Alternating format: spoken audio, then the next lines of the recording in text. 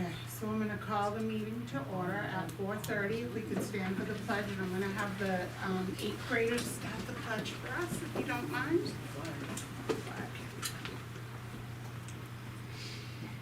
I pledge allegiance to the flag of the United States of America and to the republic for which it stands, one nation, under God, indivisible, with liberty and justice for all. I am going to do a little shuffle. I'm gonna let the eighth grade student report go next, and then I'd like to move the board vacancy up underneath that, but I don't wanna hold them up from getting home, if the board's okay with that. Do you wanna come up to the podium? Oh, you know what, come right up to the chairs. It'll be easier for you. And introduce yourself, please. Hello, we are the student representatives of Seabrook Middle School this year, and we're happy to represent our school. My name is Trevor Gurley. And I'm Dave Boyd. We are in 8th grade. We're happy to report that the average scores of both schools have gone up in our NEWA and SAT scores. We will be having a school-wide assembly to applaud our success, and we'll be setting goals in December for the January NEWA tests. SMS will also be welcoming back Chuck Rosa from Chucky's Fight to share his story and messages of the danger of drugs and alcohol. The 5th grade has been doing well adapting to the middle school. They learned about the branches of government and social studies. The 6th grade is learning annotation strategies, persuasive writing, and character traits in LA. The 7th grade went to Salem, Massachusetts to visit the Witch Dungeon Museum and the Witch History Museum. In 8th grade, we watched the movie Coco in Spanish class to celebrate Day of the Dead. We learned about the Electoral College and the popular vote in social studies. In LA, we are continuing the crossover. Winter sports are underway, and the teams are doing an amazing job representing our school. The 8th grade just finished their wreath fundraiser and has a new fundraiser next Monday at the Community Oven in Hampton from 5 to 9. The Student Council also has a fundraiser that night at Susie's Sweets during the same time. On November 7th, we had our Veterans Day Assembly. Our assembly was student-led. We had veterans who were greeted and led out by student ambassadors. Thank you for listening and have a great night. Thank you very much for being here. Good stuff.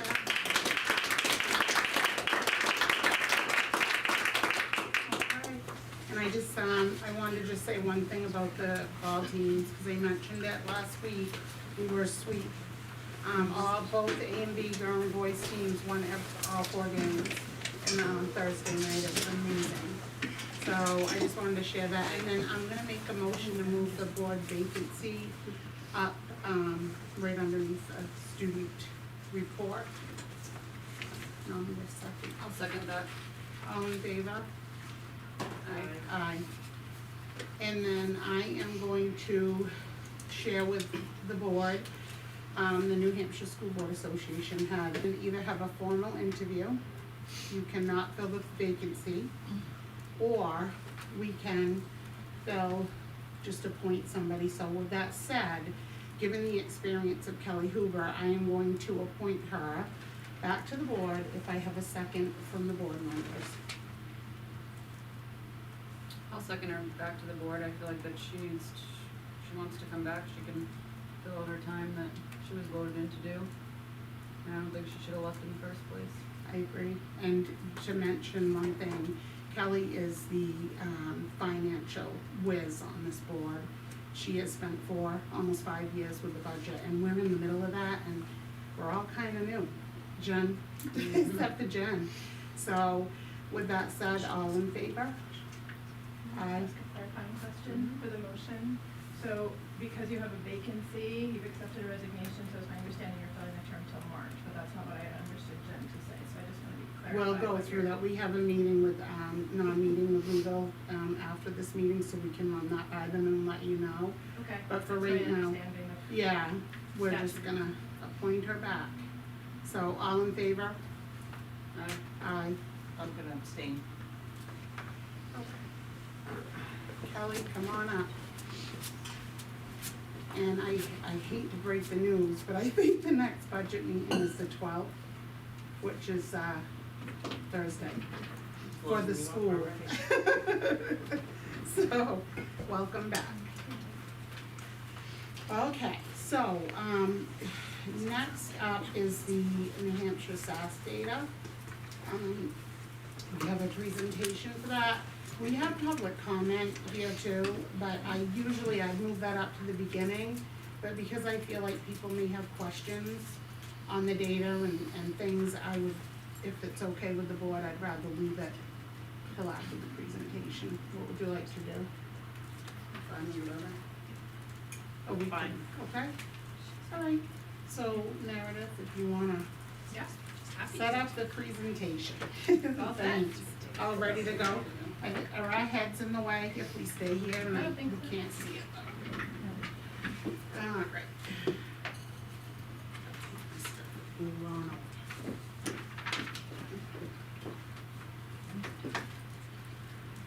So we're excited to finally get the opportunity to share this data. This data goes back to 2019, but we want to focus on the most recent year. The indicators that the state uses are similar to the report card. It's based on the state competencies. And it's one point in time, right? These are tests students take over a couple of days in the spring. Typically, well, last year was May. Typically, it's April or May. So it's just an important preface. So it's a snapshot, and it's really not used to look so much at individual student performance, but to look at school performance over time. Again, levels 3 and 4 are considered proficient, and above. And then levels 1 and 2 are not yet meeting proficiency standards. If we look at our spring results, green and blue are those levels 3 and 4. So this was writing, that was taken in March. You see the writing score snapshot there, and then you see math and science. I'm going to dig into this a little deeper, but just so you have an understanding of the big picture. Over time, if you look at our scores, there was no testing in 2020, but in 2021, you'll see that our ELA proficiency, 32% of students were proficient versus 24% of students in science, and the number's not on there for math. But I want to say it was 10% in 2021. Actually, it looks like it's about 15% in 2021. And then you can see that we're currently at 42% proficient in ELA, and we've jumped up to 32% proficiency in mathematics.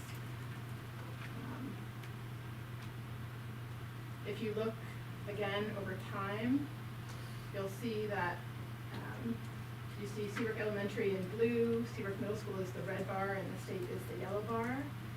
Back in 2019, you were at 39% proficient for EL. This is English Language Arts at the elementary school, 44% proficient in ELA at the middle school, as compared to 56% for the state, so 17 and 12-point gaps. If you look at our 2024 results, you can see we're back to where we were prior to the pandemic, and you'll see that gap has closed a little bit. So we're 11 points below the state right now at the middle school, and 14 points below the state at the elementary school. You'll see similarly in mathematics, back in 2019, pre-pandemic, you were at 44% proficient at the elementary school versus 22% proficient at the middle school.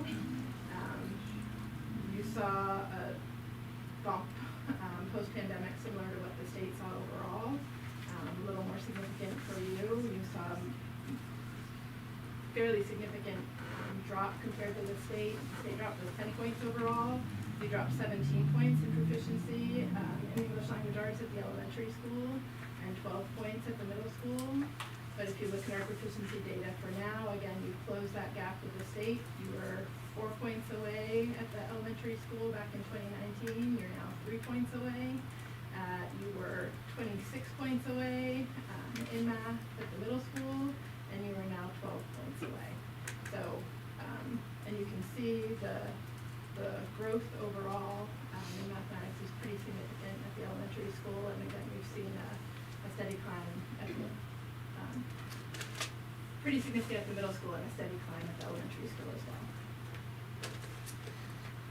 one of the other pieces that the state looks at in terms of measuring student performance, and this is part of the accountability data, is what's called growth data. So this looks at individual students and their growth over time. The average in the state is 50%. Then you can see that both in English language arts and in math, we are exceeding the state growth percentage, which means we are growing more rapidly than other students as compared to other students in the state. So that's how you close gaps, right? Students need to make more growth than the average in order to close some of those gaps, and your schools are doing that. I'm going to skip these for now because I'm going to ask for some other information and jump to the scores by grade. So one of the most exciting pieces we see here is starting off those third graders at 44% proficiency. So if you look back to those 2019 scores, back in 2019, we weren't hitting those levels across the board. But now we've got our third graders already reaching that 44% benchmark, and that's a testament to some of the work that's gone on in the last couple of years, really focusing on early literacy and systemic programming with foundations and science of reading work. You still see some impact, but again, if you look at our middle school grades, you can see the benefits of some of the work that has happened in the last couple of years with respect to coaching and support for teachers in reading and ELA instruction. This data is a way to look at student scores over time, and so we try to look at the growth of students by cohort. So on the right-hand side of the slide are last year's fourth graders and their performance in the spring of their fourth grade year as compared to, on the left part of the slide, is their performance in their third grade year. And if you look at those side by side, you can see we've got less red and orange in 2024 and more blue and green, and that's what you want. You want to move students from red into orange, from orange into green, and green into blue over time. Again, you can see that here with last year's fifth graders. More green and blue, less red and orange over time. Sixth grade, not quite as perfect an image, but far fewer students in red than we've seen in the past, and this speaks a little bit to some of the challenges we see around transition to middle school. Seventh grade, again, significant growth in the blue and green areas and reductions in the red and orange. And eighth grade, where again, we've reduced the number of students not meeting proficiency. Again, I've already said most of this, but you've been 10 to 15 points behind the state scores going back over that 5-year period. You saw kind of the same trends that the state did, downward trajectory during COVID, that bit of a dip. And the average scores of those schools went up significantly this past year. You're back to those pre-pandemic levels this past spring in literacy. I'm going to let our principals talk a little bit to some of the work that's currently going on in literacy. Sure, yeah, so we clearly recognize that there has been growth, but there's still a ways to go, and so the work is still continuing as it has been for the last few years to get these scores to go up. And so as for the elementary school, some of the things that we're continuing to do, like Meredith said, our investment in the foundations integrity programs have really helped with the early literacy and getting our K1, 2 students to have a really strong foundation so that they're going into 3rd and 4th grade knowing how to read instead of continuing to learn how to read. And so we're seeing that is working. And then in addition to that, we have a strong reading intervention team that is looking at data constantly to help close those gaps. Our boost block, commonly referred to in some schools as a win block, is like a what I need time. And so we're looking again at data to try to drill down on specific skills that students need during those boost block times. And so every grade has a boost block for math and reading. So we're really personalizing the instruction during that time, and some grade levels are sharing students to really make that instruction more personalized, to continue to close those gaps.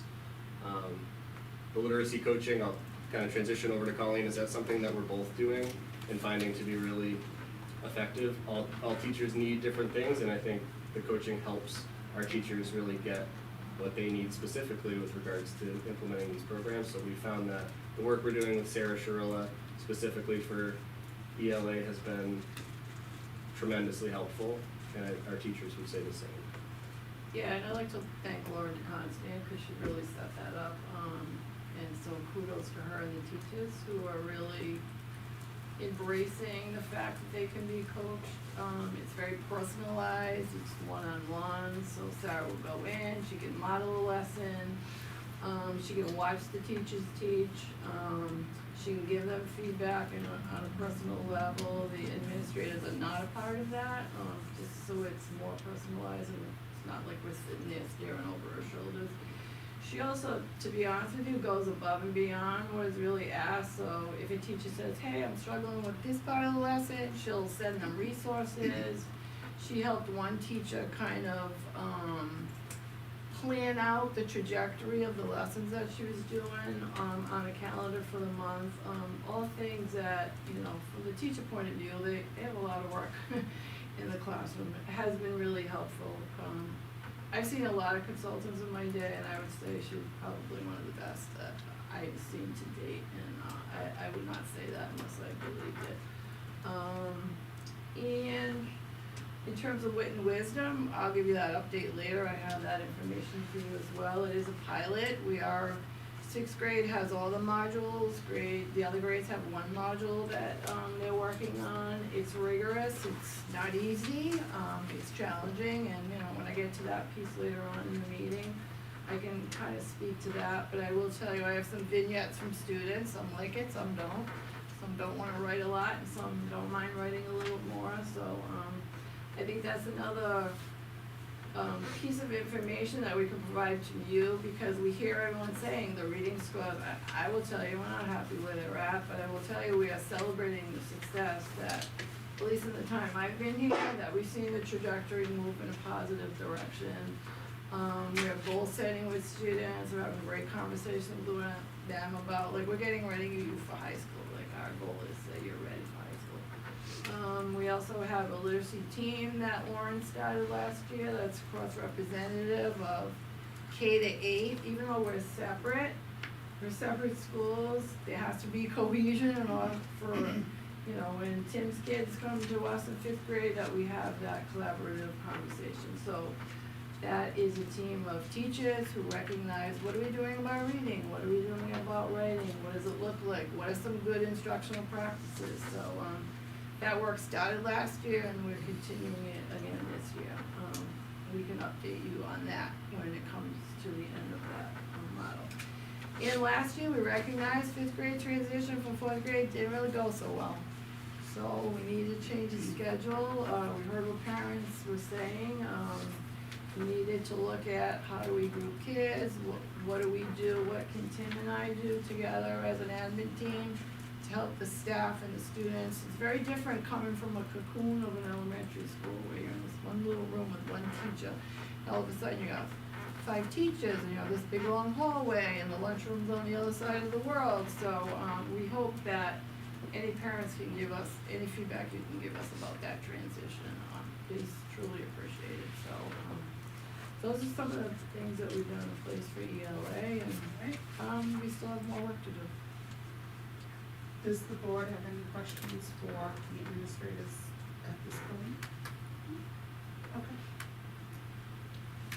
So moving into math, again, I think the most exciting piece on this slide is that far left column where you see that 48% of our 3rd graders were proficient in math by the end of 3rd grade, and that again speaks to the implementation of the math program, the support that's gone on there, and that consistency. And you see again that little bump in that 5th grade transition, but again, as you look at the overtime slides, you'll see that growth. Again, same way of looking at the data that we looked at with ELA. Last year's 4th graders, slide on the right is at the end of their 4th grade year, slide on the left is at the end of their 3rd grade year. Less red and orange, more blue and green. That's what we're going for, moving students into those proficiency areas. 5th grade, again, this is part of the conversation that Colleen was talking about with that fifth grade transition, and so the challenges we've seen there. Sixth grade, again, we're seeing more blue and green, less red and orange. Seventh grade, eighth grade, Eureka was implemented in 21-22, so it's just sort of finished its third year. And we again saw a huge growth in fourth grade after 3 years of implementation. You're hearing from the principals as well that you're seeing that in the NWEA data, not just in, which is given more frequently 3 times a year, so that we have better opportunity to adjust instruction and meet students' needs, as well as in the state assessment data. We're seeing growth in almost every cohort, and in the individual grades. And again, we know that that transition to middle school is challenging. Is there more, Colleen? Sure, so we're approaching at the elementary school, we're approaching math in a very similar way, so without repeating myself for all of those bullets up there, we're continuing to coach our teachers, but a lot of the coaching happened last year. Like Meredith said, we're in year 3 right now, and so it was really like a pilot year followed by the coaching, and now they're really spreading their wings and flying with it this year.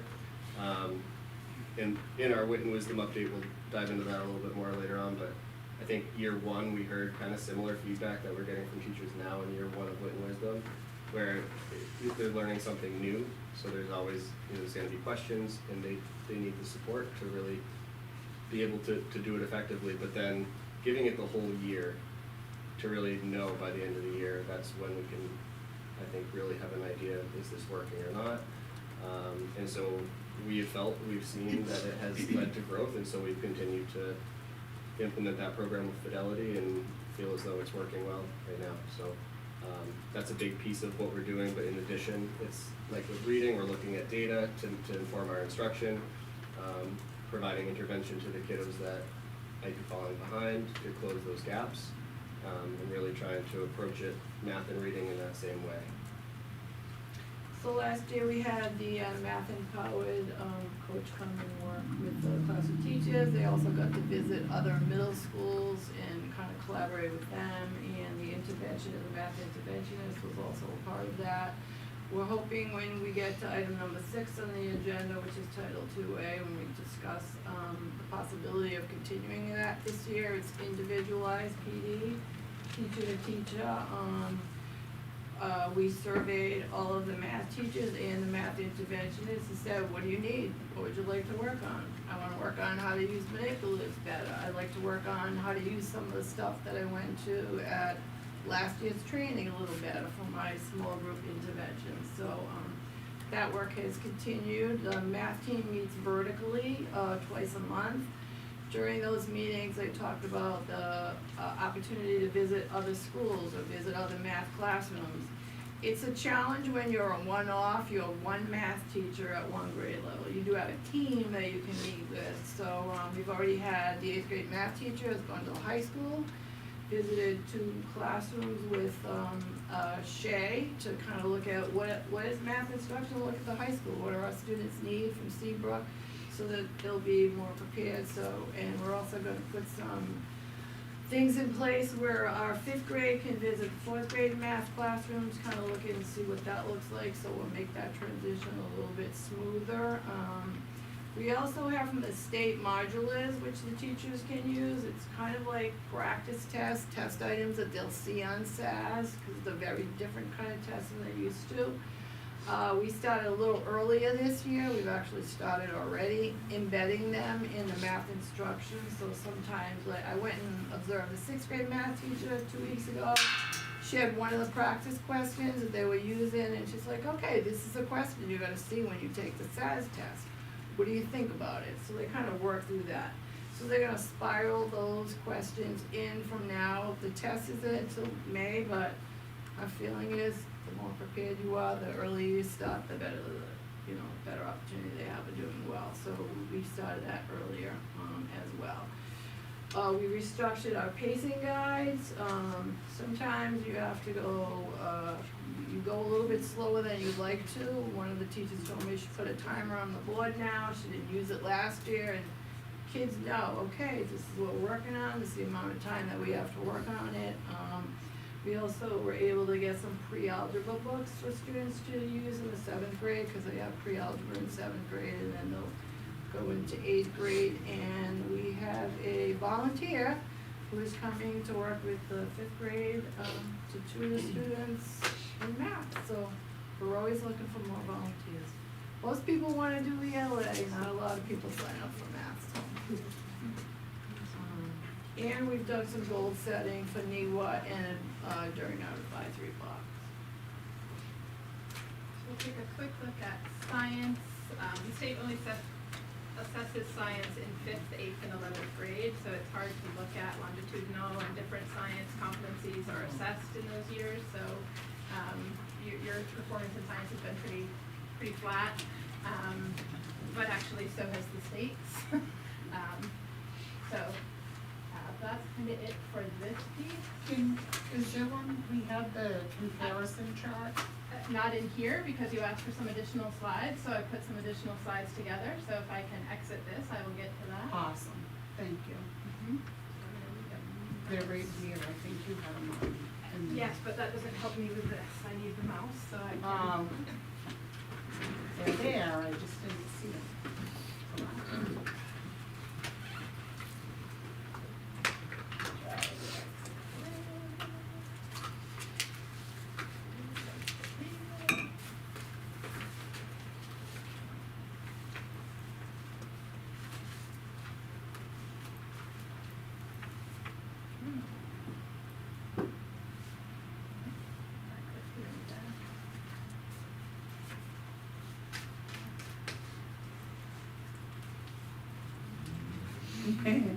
Need a rubber Very ball. tough then. Here we go.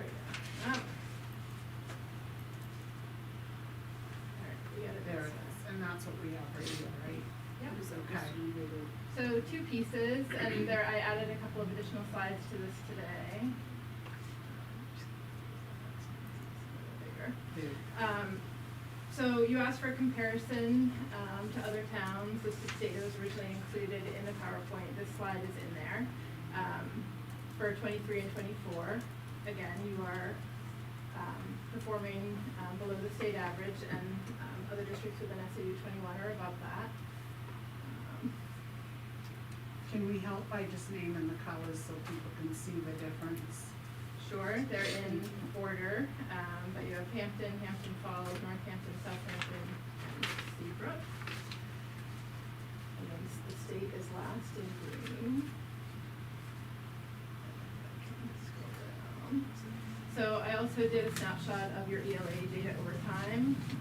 The colors are consistent. Hampton Falls is in blue, Northampton in red, Southampton in yellow, Seabrook in green, and the state of New Hampshire is orange. So Seabrook, you can see, is at the bottom below the state, and this isn't 0 to 100, it's like shrunk it a little bit so you can see the proficiency levels.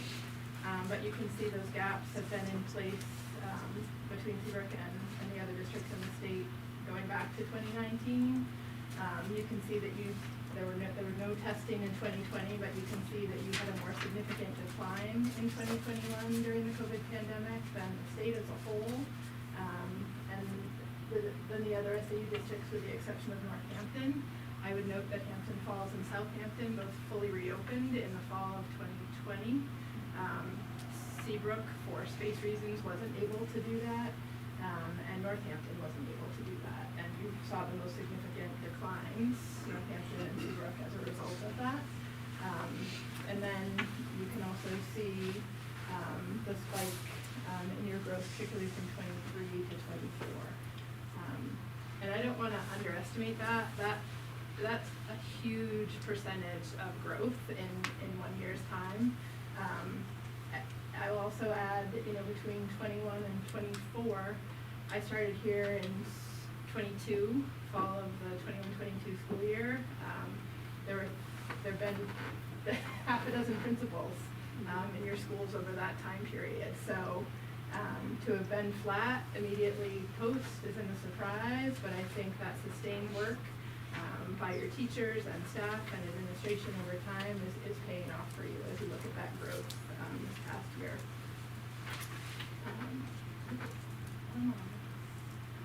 with me. We're gonna get back over here.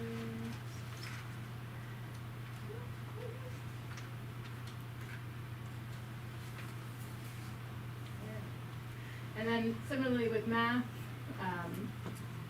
again, that gap is pretty persistent. Again, this is from 2019. You saw a more significant impact in 2021, more significant in math than in ELA in terms of your performance over time, but you've seen a pretty significant increase as well. So,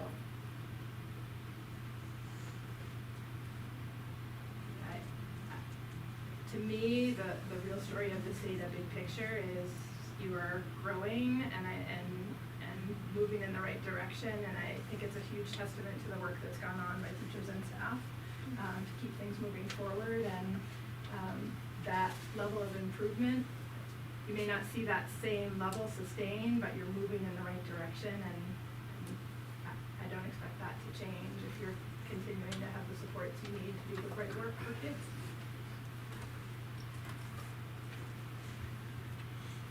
That's it. I just, as a board member, thank you for the presentation, but, and I know everybody's working hard for math and reading, but the fact that we're not even half where those other schools are, we're in the same SAU. They all suffered COVID as well. They all went through it. And for our kids, and mainly our middle school kids right now, anything that we can do as a board, and even if it's put more people in place to help these kids, and it's sad for me to see that, and I'm sorry, and I see the growth. The other thing is with the growth, and I don't know if the state does this or not, if they test where the kid's level is, so if I'm at a second grade reading level, but I'm in sixth grade, does the test adjust to my grade level, or does it Grade challenge level right test. to six? It's the That's the grade level NEWA test, that does the to-year level, okay. I just wanted that, which is for instruction. This test is against this grade level competency. whatever we can do, I mean, I know there's things in place, but I'm always, there's gotta be more, and whatever it is. I think sustained bring it. leadership, passing a budget with the resources that are needed to support the kids are two huge steps. I agree. That will make a difference. I don't think money's Consistency an and issue in cohesion in Seabrook. programs that I we know. believe work is what helps support kids, and providing professional development to teachers who, they can't work any harder than they're working. No. So we're gonna celebrate the growth that we made. Are we where we wanna be? Absolutely.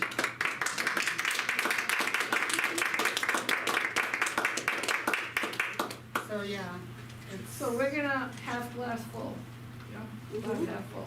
whatever we need. And I don't think there's anybody at this table in that audience or watching on or any teacher that's at their home that says that's acceptable. Of course, it's not acceptable, but why don't we look at it from the other way? Like, we are working really hard with what we have, and I don't think there is anybody at that building or in this room or sitting at this table that would not say.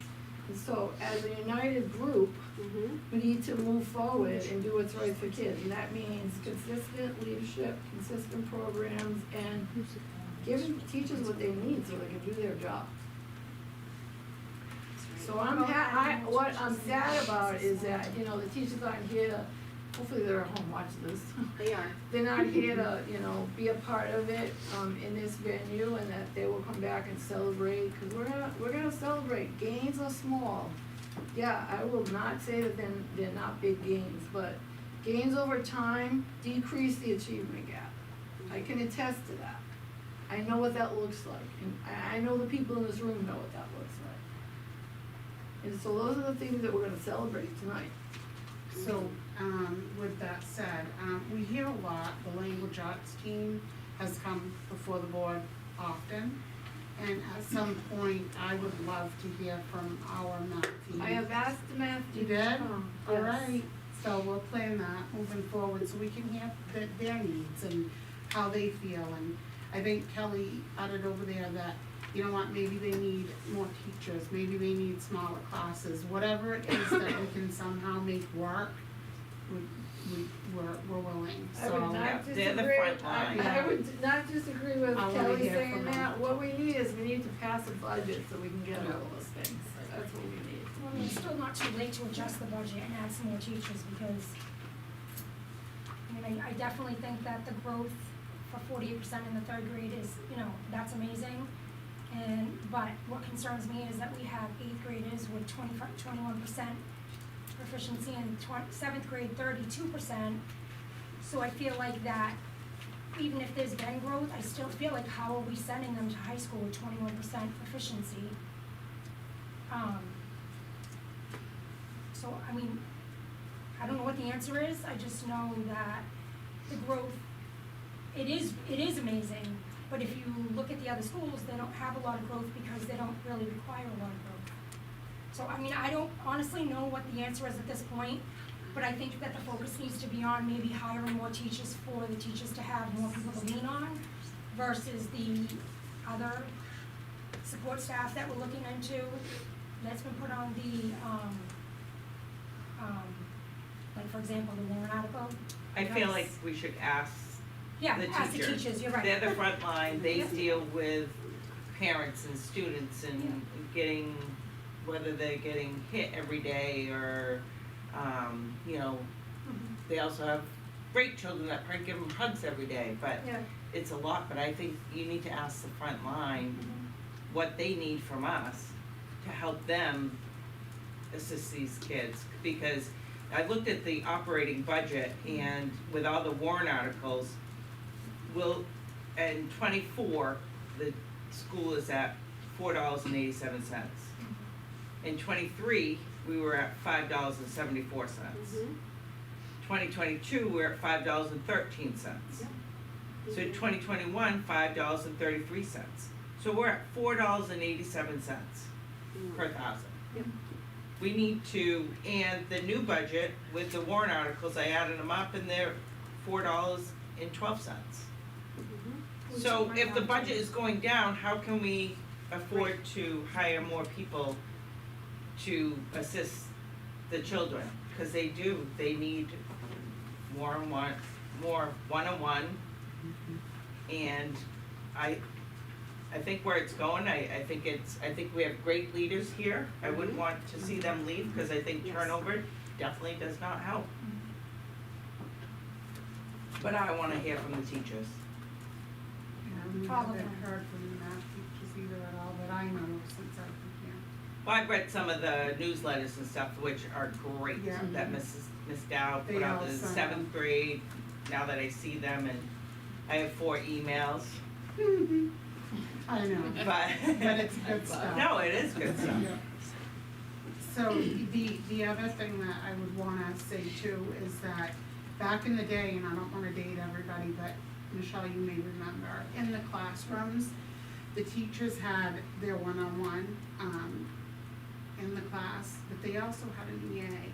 And in our middle school, our elementary school seems to be pretty well staffed with that as far as I can see. But the middle school end doesn't have that extra set of hands as in an EA in a regular ed classroom, special education, whatever it is mixed, I'm not sure right now. But it's not a lot of money if we could get EAs in those classrooms in the middle school right now to really help the teacher, and whether it's, to me, that would help with the behavior, that would help with going around the room, helping the kids that need help. And they don't have that at the middle school. I think we have 2 substitutes that fill in when teachers are out, but they're not necessarily in the classes as an EA every day, cause they're busy with filling in, so there's gotta They're be. intended to be, but we don't have substitutes, and we have vacant. We have- We've had applicants, So that's what I They was have gonna to just meet the say. qualifications. If which they have a year to And I get think- certified, Back in the day, and they were the told they had to be classrooms certified were right away. larger, They they were a lot larger than what they were. Yeah, yeah, bigger. So So the smaller the classroom, the better it is.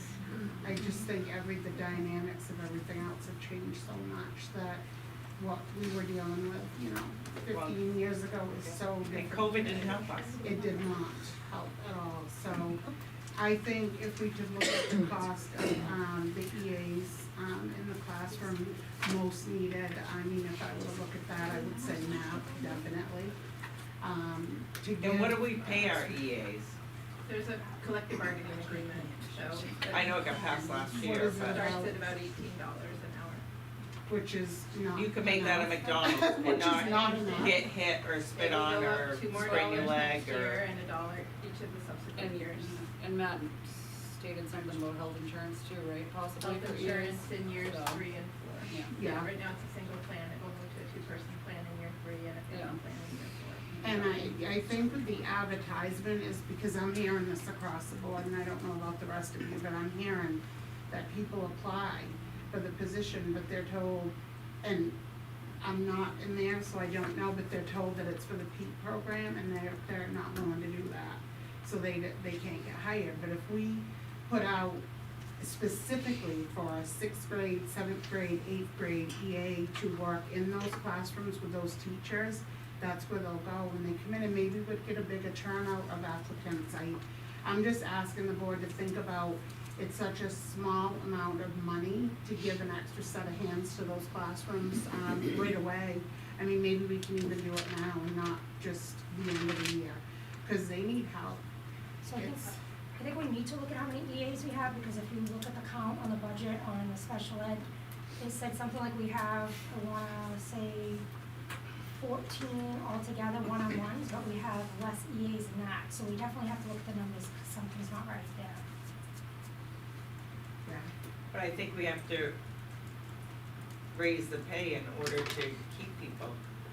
But that there are contract companies out there that they're making a lot more money, and yeah, the company's making money, but then why don't we Up it, up it and keep the good people? yeah.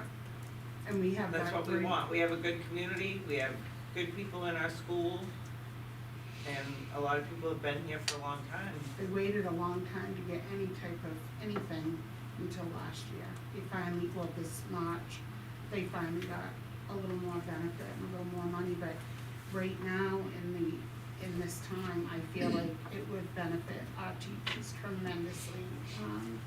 Not just the elementary, but the middle school specifically, to help those kids that are going off to high school and help those teachers, because they don't have enough hands in the day. And the behavior issues they're dealing with does not help. I mean, I've been in a very few times in the school, and I've seen it with my own eyes, and it's weighing on the administration. That's It's what I want weighing to in the get classroom. So, I mean, there's things we can do as a board, and if we can get an amount of money to say, okay, what is the price for 3 or 4 EAs? What do we need? We already have the money in the budget for 4, right? Cause we have an opening for 3 or 4, right, still? We have vacant positions for special Yeah, ed, we're still vacant. trying to. How many? 4? Four. So if we could curtail them at this time to say specifically, let's see how we can do with hiring for the middle school to have them in the classrooms with the teachers. So I think I'll be in the NACC program that left too. So I don't know how they filled that position, if an EA went in there. Is there, what happened? How I did you don't know, fill but it? she just got a different job. The RBT that left, Yeah. It was just because she was. we had 3 RBTs and hired an EA to replace her, but we need a minimum of 2 RBTs in that program. In the PEAK program, on Yeah, that, yeah, whatever you yeah. wanna call it, back and forth. And how many students is that right now in that program? There's 5 currently in the program with space for 6. Okay, What is the program? New England Center for Children, NEC for short. it's new, right? It's So- an intensive needs program for students on the autism spectrum primarily, providing specialized supports and programming to help serve them within the district rather than have to put them in out-of-district placements, where they're further removed from peers and their classmates. and- Are they in their own classroom? So Pretty much. they have a separate classroom, but they also are integrated into the regular ed setting throughout the day. Yeah.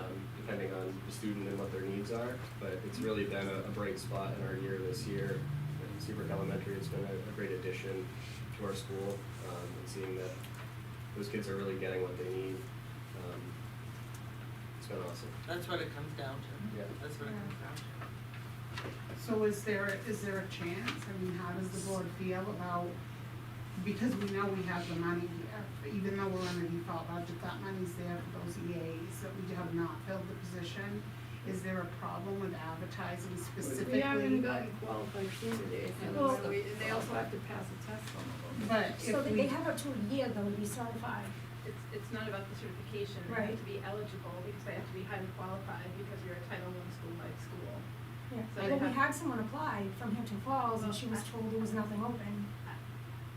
Again, I'm not gonna get into individual specifics, I'm not on the interview process for that, that's handled at the building level, but I don't think there are candidates that people are passing on. If they feel they're qualified and meet requirements, they're moving them forward. Poaching people from other districts probably isn't the Well, best practice. Yeah, and that's the thing about it. well, Without speaking too much of that situation, just hearing what you're saying, Kelly, is probably the circumstances would be, we do work with the other schools and try not to take people Yeah, no. from them during the year, and I think it's something she overlooked. but there's, you know, there's always those people that see the need, and sometimes working in a school that everything's just kosher isn't a challenge enough, and some people like to come and give their expertise, just maybe being able to help those children that are in need, and they can really make a difference and an impact in that student. So that's why I was saying, we have them, can we change and just have the advertisement go out for EAs, for the at least, if not 2 or 3 for the middle school, and see if you get, maybe you'll get a whole different realm of people, because it's worded different, I mean, So the vacancies you have are in special education, correct? Correct. So I don't think you can just move those unless there's been a reduction in special education need that I'm not aware of. I think we're actively trying to fill special education positions, and you can't just fill them with regular positions, because then you're not meeting IEP needs. If we have vacancies, we're actively trying to meet the IEP needs, that's one thing. To move those funds into general ed without having met the special education needs would not be appropriate. do we have to move them into, we don't have special ed needs in the middle school, Do it 7th grade, we only have one EA. so that's what I'm I mean, saying. she's killing herself, so. So you could use that special education EA. Well, we're still trying to find one. So, yeah, these have been open, by the way, since I've been on the board since March, so they've been open and not filled. So what I'm trying to do is suggest maybe if we change it up and gear it toward more of, okay, make one of the positions a middle school EA and see what comes up for special education. You said you have a need. There are open special ed. There is an They opening. have positions openings, but for they the can't middle find the school. right people We haven't been able to fill it. that have the qualifications. So we just do the same and not try to change it up a little? So I'm and just saying that wait? we raise the rate, can you do that? It will go up $2 more for bargaining agreement this Because year. it's an agreement. The board To get this can't budget passed. I think that's our biggest goal here, is to get this budget passed, because Mhm. I know I've been dealing at my office with a lot with the taxes. It's not just the wealthy, it's hitting the people that don't have the money. And they're on, say, $1,400 incomes. But I think we need to try to be positive and try to push the operating budget so we can get it passed, because it's the lowest it's been. And I think we need to let the people know that it is, yeah, I know not everybody has kids in school, but this is our future, and if we pass all these articles, if I did my math right, it's $4.13. But there was a 5% increase, right? I was just No, I based know, I'm on just these, asking, like, yeah. so there was a 5% increase, but they also did $100,000 off of the expended fund balance. So if they didn't do that, it would be higher. So, Right. and then the SAU, I noticed that one of their Was it staff 15? members who left was a different pay grade. So I think that might have a little bit to do with it. And But, the special ed expendable trust, does that money, does that No, already that's- have money in it? No, that's not my job there. Right, so you put money in it every year, When or try to. most Okay. years, I would say that hasn't been a priority the last couple of years because we've been trying to pass the teacher and, support staff warrant articles. With that said, Michelle, just have been hearing from a lot of people. We have 380 or 70, and we're almost up to our peak, which is 400,000, which is the top, you know. Right. So if we could, this is just me suggesting, I was looking at those, and I think if we could pull off a couple of those warrant articles to really focus on the budget, and, we have to leave the Sacred Heart one on, obviously, and the withdrawal one has to go on state law, this year. But I think when people look at that and they see the 6, 7, 8 articles, okay, they're gonna pick and choose, and I don't want them to say, okay, we'll vote yes on the $28,000 need, but we're gonna vote no on the budget. So I think in my past experience, when we're in a situation like this, where we've got the default and we don't want that again, if we kind of shrink those articles up a little bit too, it shows that we're trying, can we get through a year without that? That's an idea too, just throwing it out there. But I feel like that they are shrunken up. I mean, there's a need, they're all needs, they're not wants.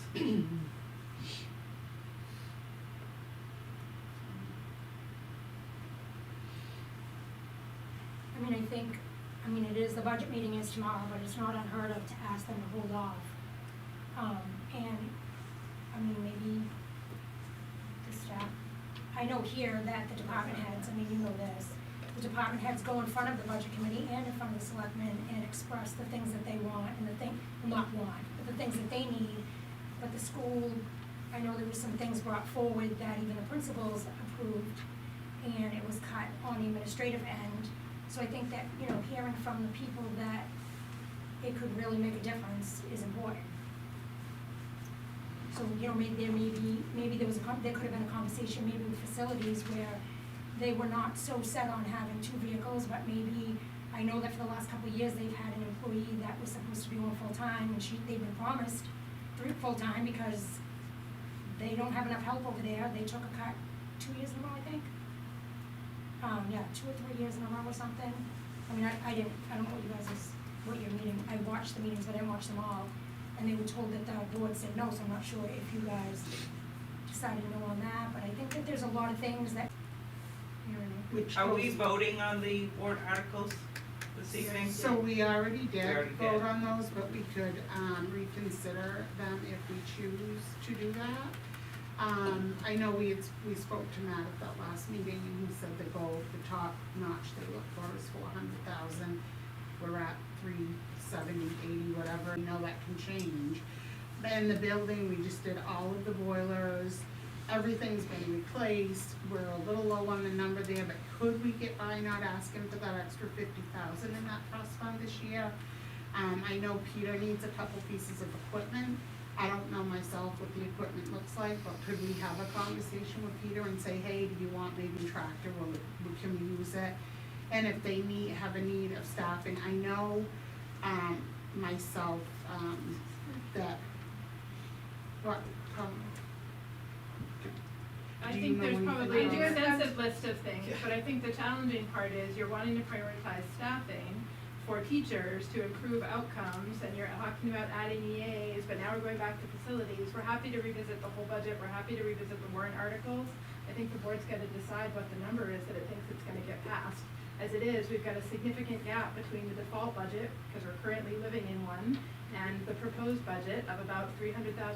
That's gonna be a challenge to pass in this economy. Yeah. And so if you wanna add more to the budget, it's gonna be harder to pass. With what we have. we do have to address the warrant article for the withdrawal though, because I did call the state and there was a recommendation. Okay. The withdrawal article is. I think too, we have an article on here for another full-time position that we put on there, and I forgot if it was 115 or 150 for a behavioral health tech. Personally, 115. what was it, Michelle? 115 for Um, behavior interventionist. Yeah, and I only bring that up because if we could have somebody in the zone room, which is an EA at this time, and has been for the elementary school, and it's working well, I think that we could do the same if Colleen feels that way, and that's another position that I don't think we really have to have right now. That's my opinion, so that could be something we look at. That's another whole full-time position, and they said no last year. The voters said no to another full-time. It was a social worker, now it's switched to a behavioral tech. But you wanna raise, then why don't you we should just teach to the test. Because, No. no, We will but that's what I'm never- saying, that's You what will she's going never down Teach to to. the test. Just teach to the test then. We will never teach, then not they- as long as I'm here, But we're never you- gonna teach to the test. You were saying we need a behavioral interventionist. We're saying we need more people. We have Officer Shays, what does he do? He's a an retired EA. police officer, and he's really good. He's an educational associate who spends much of his time working as a substitute, helping to cover classes, and doing direct work with students in classrooms. Again, you're talking about wanting to add more people to classrooms. You're asking us to improve test scores. Your administrators are trying to advocate for the best pathways they know to do that. But I think we're putting it out there to the residents, and ultimately, the vote is on them. I mean, hopefully we'll get a turnout like we did for the election, because we don't usually get a turnout like that.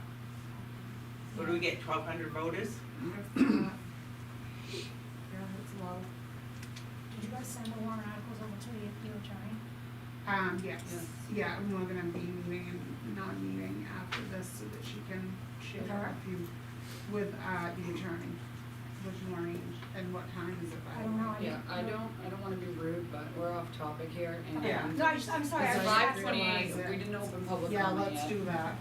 So we can open public comment. Yeah, let's, open public comment, at 5:28. If anybody would like to get up and speak, you step up, say your name and your address. Please do so. Feel free to jump in, anybody. Come on, the podium. Thank you, because I didn't realize another one. We'll have a couple things. Yeah. I'm sorry, I just didn't know if you guys had sent you over. Okay, Sandra Hasher. If I could tell you that those microphones only go over the air, they don't Correct. go in here, so So you don't you would hear. have to talk Same as loud. school. So keep talking into them. Mhm. I'm not sure which thing I wanna touch base about right now after all of this conversation, but in the essence of staying kind of on topic, I have been attending or following the school board meetings for almost 2 years, and something I hear very frequently is the word transparency. I can tell you that that's the ability to perceive or detect easily. As a taxpayer and a parent and an applicant for this position, I feel like there is some transparency lacking. And although I appreciate the board's decision to take back a previous board member, the fact that as an applicant, this was not brought to my attention until today, and it was not shared as the other applicants were a week ago, and I had to get childcare and make changes to my systems and families to be here to not even get an opportunity to speak. I know I'm not the only person who was in that position, and I feel like, honestly, it's very hypocritical for the board to say they want transparency, they want communication, they want honesty, and I'm not hearing that from the board to our administrators or our teachers or our taxpayers or our parents. I feel like I never know what's going on, I don't know what I'm walking into. The policy is something one week, it changes the next week, the way it's perceived or followed changes, and it's very, very difficult to understand what's going on this side of the table when things are changing so rapidly. I saw those test scores, and as a parent, I was so happy to see the increase. And are they low? Absolutely, that's not something, but you cannot change things overnight. And that seems like the expectations of everybody, the parents, the taxpayers, the teachers, the admin, are not realistic. You expect people to drop everything on a dime, or change the way they're doing things, or change their schedules, or change how they're teaching, or change how the classroom's set up, and that's not realistic. And I, as we move forward, really hope everybody on the board takes the time to meet with teachers, observe classes, see what's going on, talk to parents, not your friends, not your family, other parents that you don't know. Because there is a lot of difference of opinions out there, and I feel like they're being ignored or they're not being heard, and that is not fair to everybody. And again, as I can respect Kelly coming back, it was a commitment she had made. The process of this was not okay. It was not clear to us, it was not clear to people that came to see this, and it seems like it maybe was done intentionally to wait till the last minute, not on your part, but to be shared with everybody the last minute. I know Kelly sent it in a week ago, but it was not made public until yesterday, and that's not okay. Thank you.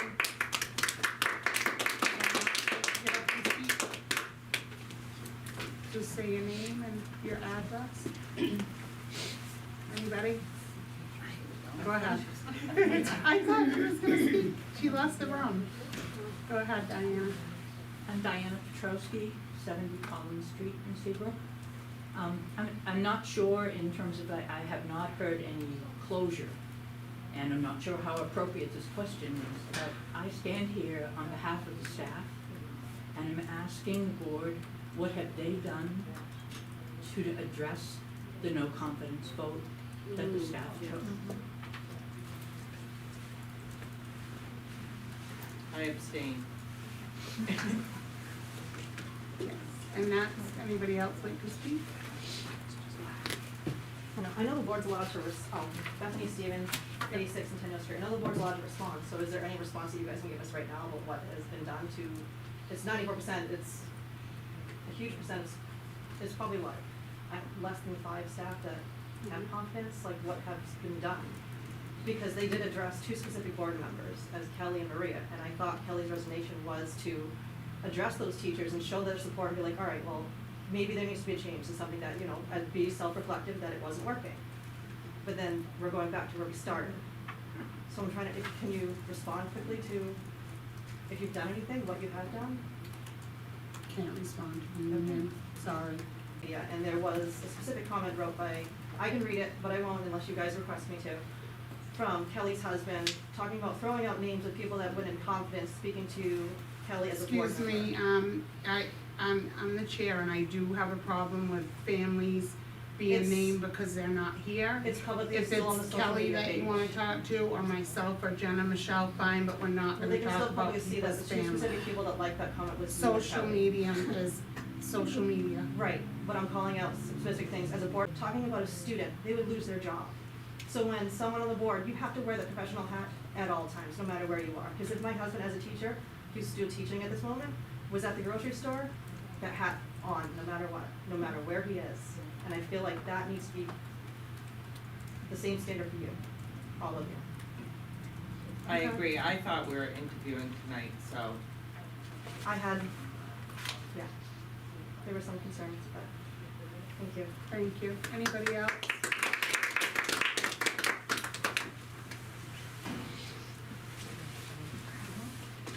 Just say your name, your address. Just Karen, I live in 12 Lighthouse Way. I will just echo the sentiments of feeling disrespected about my time tonight. I actually questioned you, Maria, directly about if I'd be considered for today. So I sought out childcare. My daughter is at a neighbor's house tonight because I'm a single mom. And as of recently, I was told that I would still be considered. And I sat here today to be told that I would not be considered whatsoever, I would not be speaking. So this feels incredibly intentional, and it's actually, Maria, not the first time that I have felt disrespected about the use of my time in board meetings. And I think that this is why teachers and taxpayers are feeling really concerned about board behavior, board ethics, and the intentions overall of the board.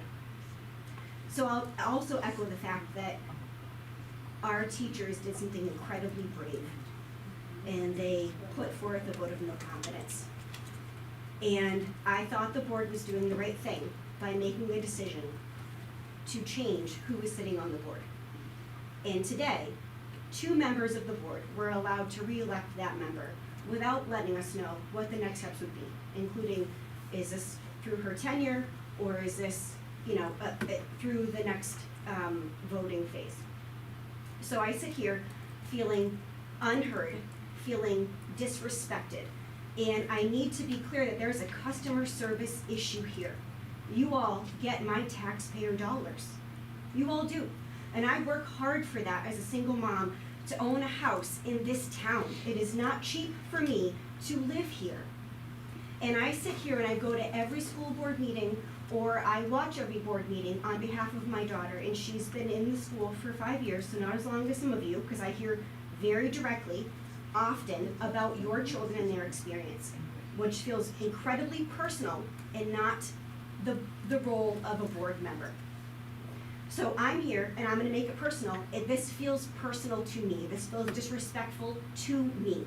If I sit here in a board meeting and the only thing that happens to me during my time here is disrespect to me, why do I pay the taxpayer dollars that you all earn? The $3+ grand that you get for sitting here? Now, I don't think that's as much as you all should make, especially with how many meetings that you have. But the fact that my dollars come back to me in the way of disrespect is disgusting, and it needs to get better. This is a customer service issue. Imagine calling your cable company or your phone company with a concern and getting disrespected by them, being told off by them in meetings or on social media or via email. None of that is appropriate or okay. And some people already talked about it. Your behavior should be appropriate no matter where you are. Whether you're at the rec center, whether you're at a grocery store, whether you're online using a social media handle that you use to campaign for the seat that you're sitting in, none of that is okay. Now, tonight I heard a lot of inconsistencies. So we're saying COVID doesn't matter, but then we'll recognize it when it suits us. We'll say that behavior and demographics aren't an issue, but we'll talk about needing more EAs because we want to dictate to the schools the kind of services, supports, and resources that they need. Yet I sat back a few meetings ago and I heard you all vote to change policies and procedure that will allow you to walk into the buildings unannounced. I'm also curious, when have you gone to the building so far? When have you been to the schools since you made those changes? I have. When? I've been there. When? I've seen it. I have. I was with you, passing out donuts, I think. Was that you? Mm-hmm. Passing out donuts? Yeah. Okay. Yeah, we had a fall festival for the elementary end. Yeah, but no, you advocated big for an unannounced celebration. visit, which But I has did not call, happened yet. just so you know. But ahead. I'm also picking up on the fact of when we're gonna respond to questions and when we're not, right? So that, I'll put that out there. Thank you. I think that if we continue to divide the budget and not support it, it's a disservice to our children, our taxpayers, and our schools. We wanna carve out positions to put on warrant articles, and you're gonna do that piece by piece, but you want more RBTs. But I'm concerned you don't know what RBT means or really what the benefit is to certification. We want to not acknowledge our demographics, but we wanna acknowledge the behaviors. And that to me is not okay. I'm a kid who came from that demographic. I'm a kid whose family only had one car, whose dad left at 5:30 in the morning. So if I missed the bus, I couldn't go to school. I couldn't go to preschool. Maria, you once said in a meeting that I got everyone to preschool. If I could, everyone else could. I could not. No, I don't First think grade so. was the first day I ever got to school full time because my family could not bring me there. So if we continue to dismantle all the supports and services that are available to kids in our schools, we will lose traction of the academic success that we have gained so far this year. And I will just say that people from other towns are now watching these meetings.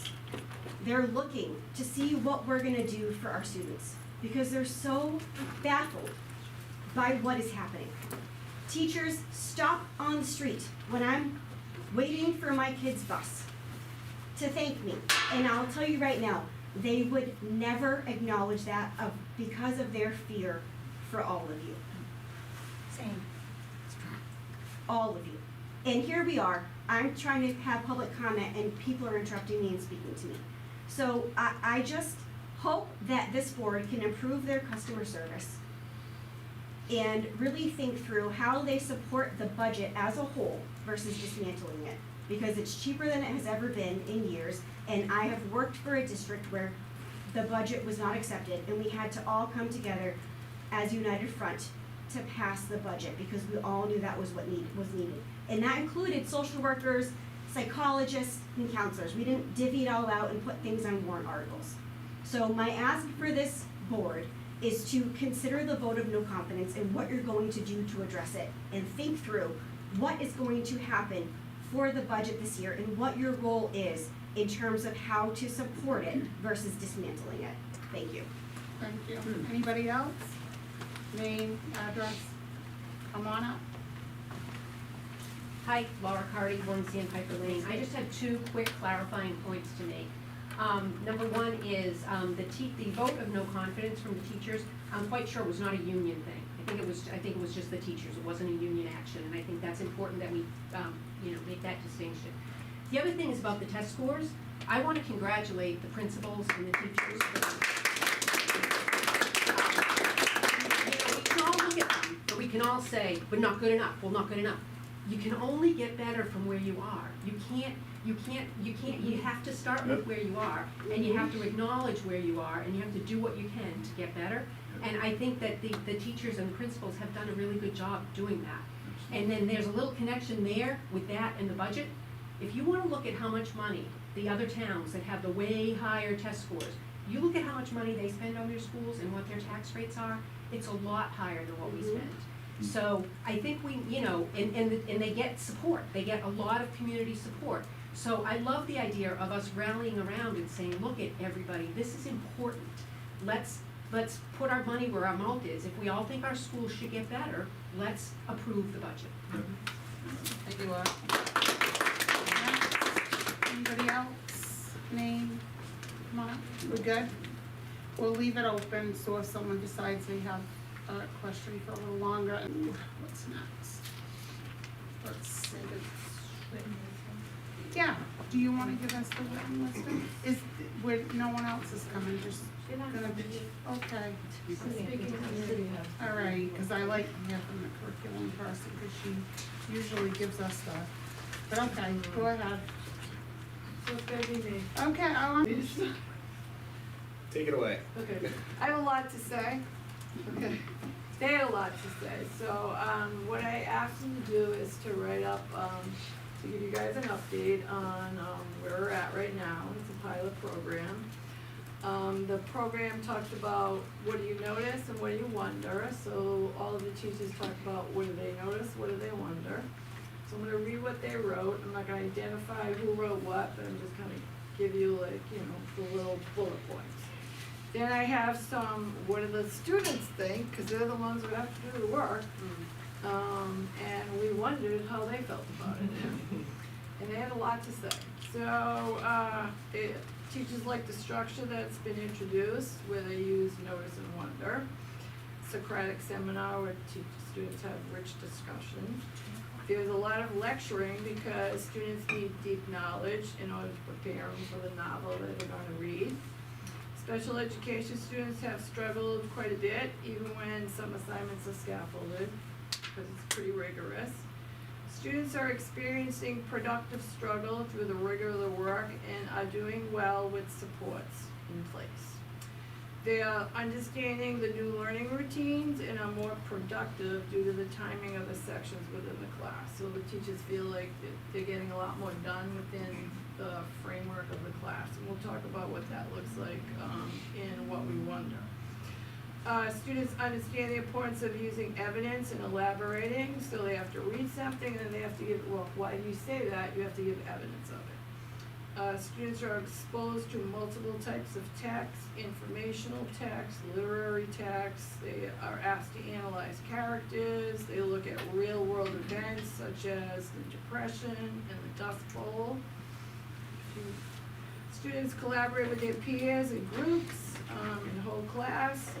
The work is rigorous. They read and write every day on complex topics. Their discussions are rich, and they use a Socratic seminar to engage in this discussion.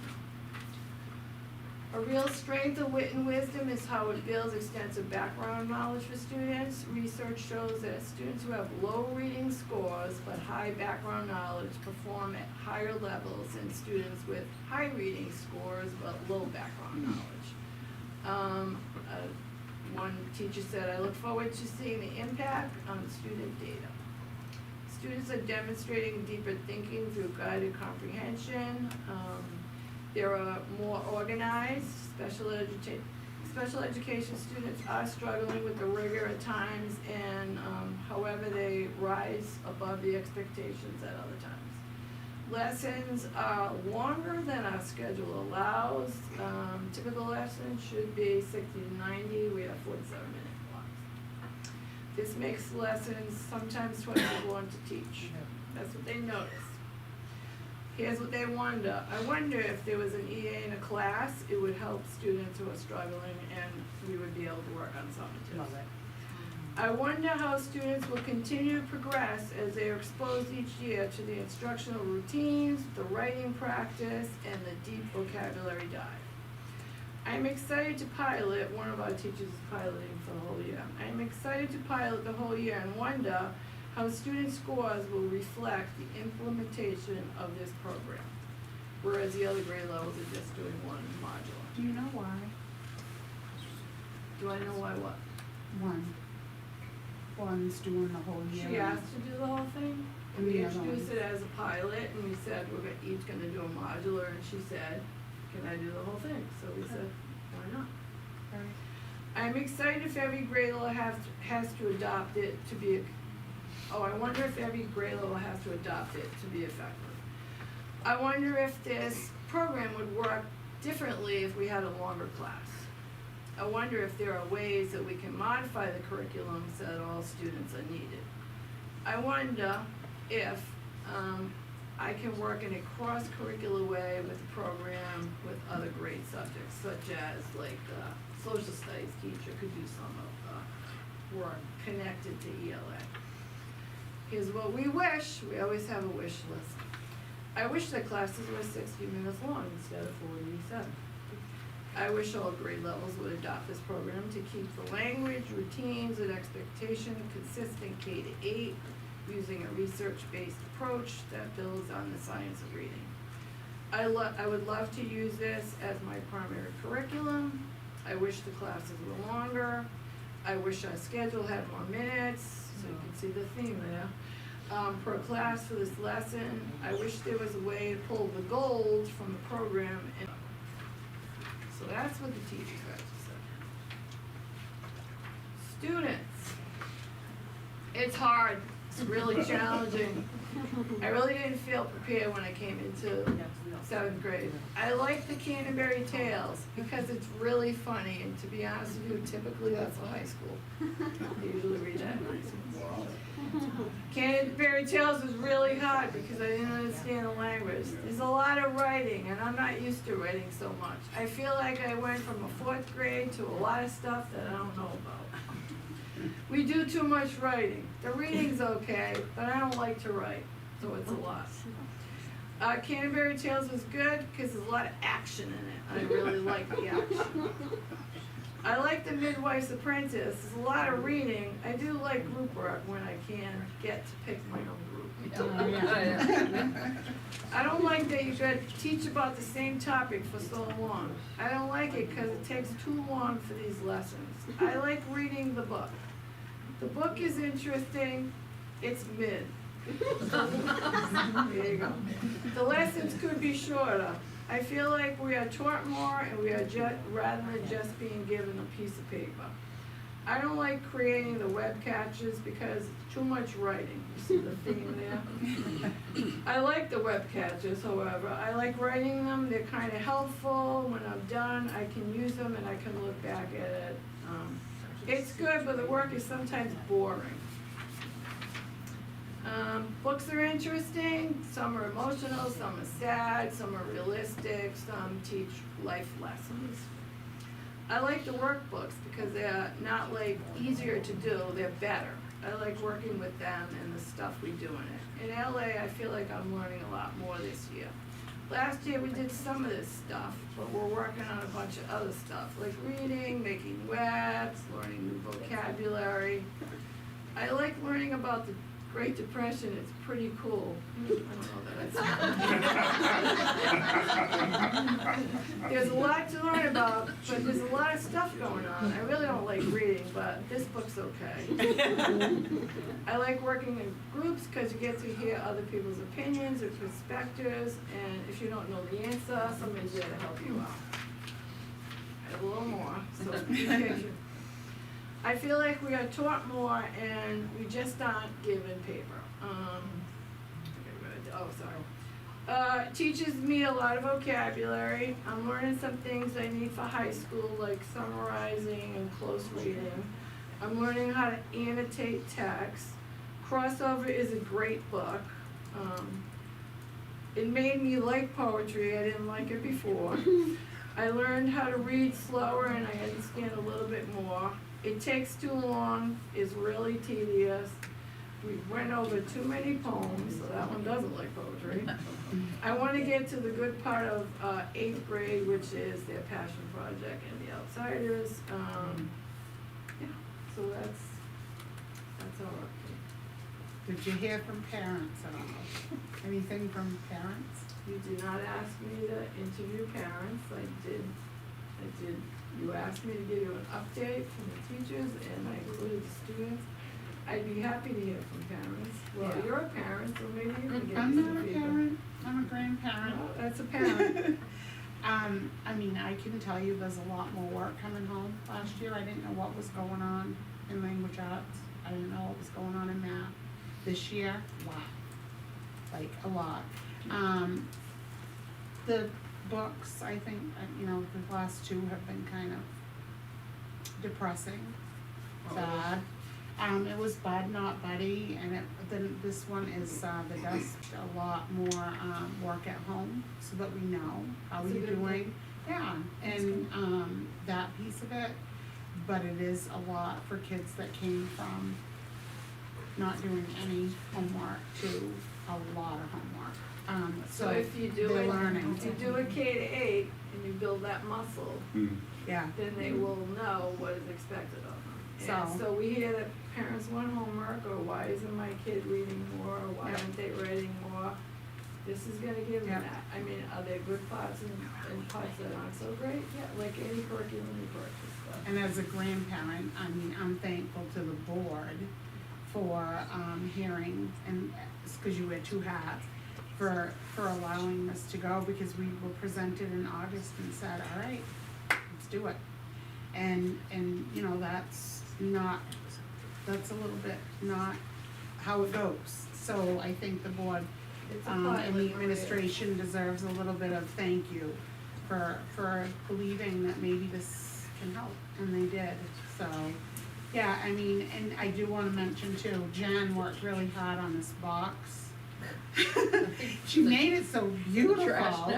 That we wanted to put throughout, whether it was in the cafeteria, teacher's room, whatever, so that people could, kinda like you did, that they could share their anonymous, comments and like they did, and looking for that, but we weren't able to do that, but hopefully moving forward, we can continue to hear more from the students and the staff, so we're Tim just has his hopeful. part too. Yeah, Yeah. I'll chime in All as well, right. and, Sorry I was long. Let's No, see, you're- no, that's a good stuff. all good, mine will be a little bit more brief, I'll plan to come with some student quotes for next time, so what we have. Challenge, great. Show up. The bar is raised, Tim. Sorry, Tim, my bad. But that was, all good, that was my favorite part, so I think we'll come prepared with that next time.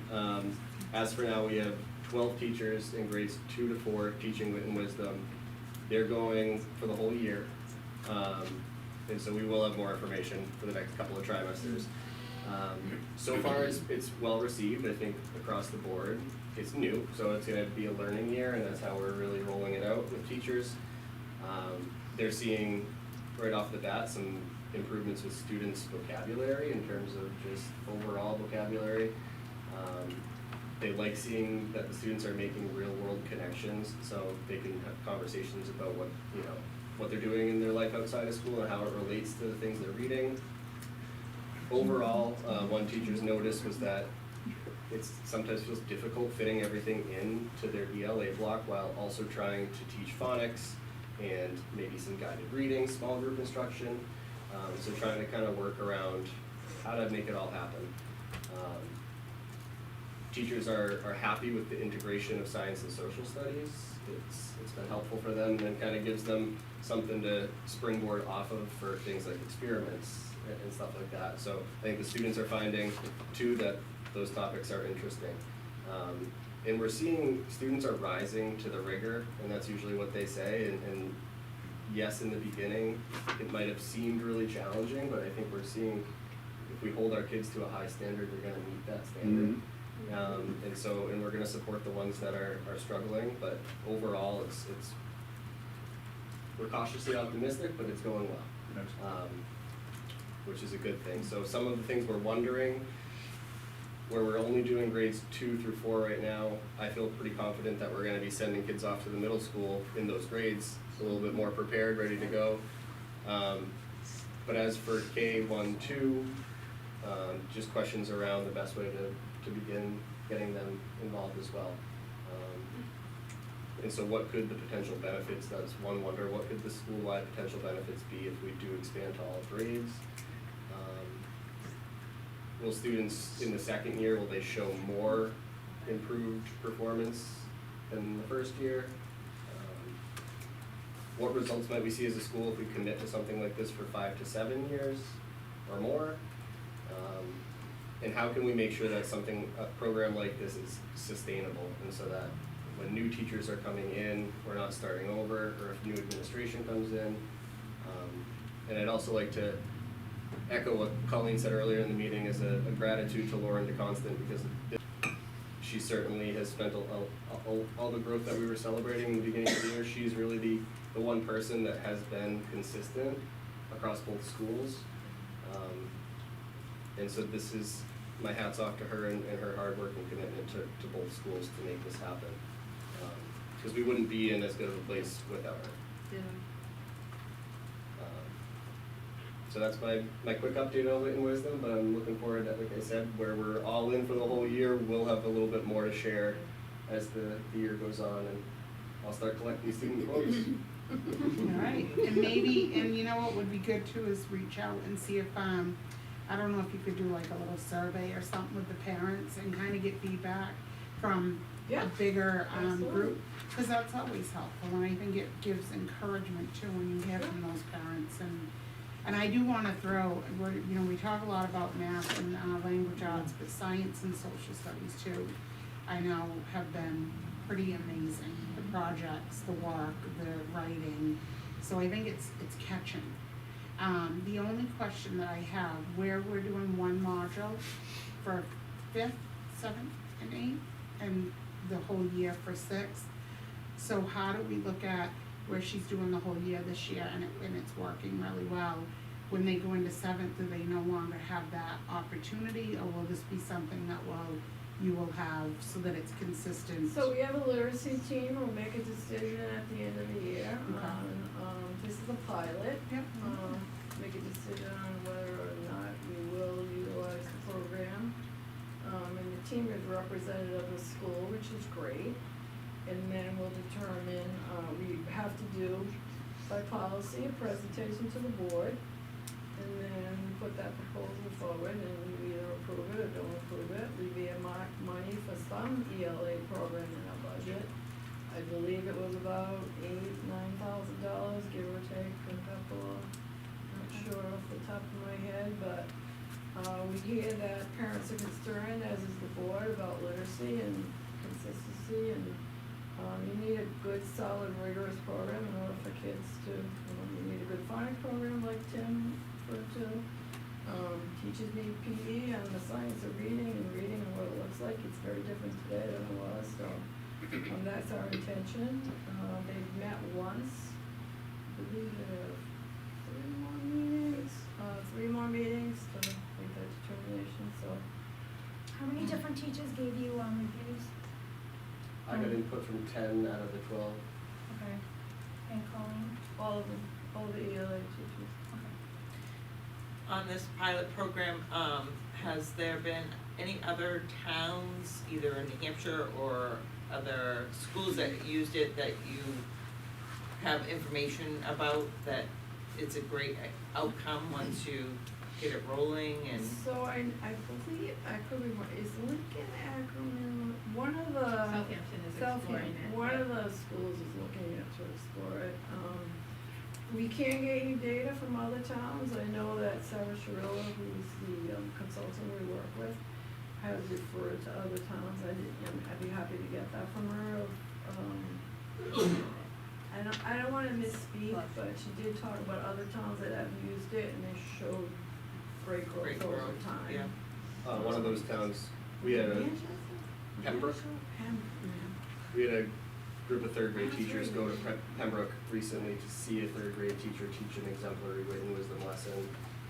Sarah Sharilla led that work for us, but it gave them an opportunity to just take a step back and see somebody else do it who's been doing it, and then debrief with the individual to just get some ideas and ask questions in just a safe space. So that was really effective. I can't speak exactly to the exact data for the school, but there is information out there of other schools and. Yeah, we can get that. I do remember her telling a story that,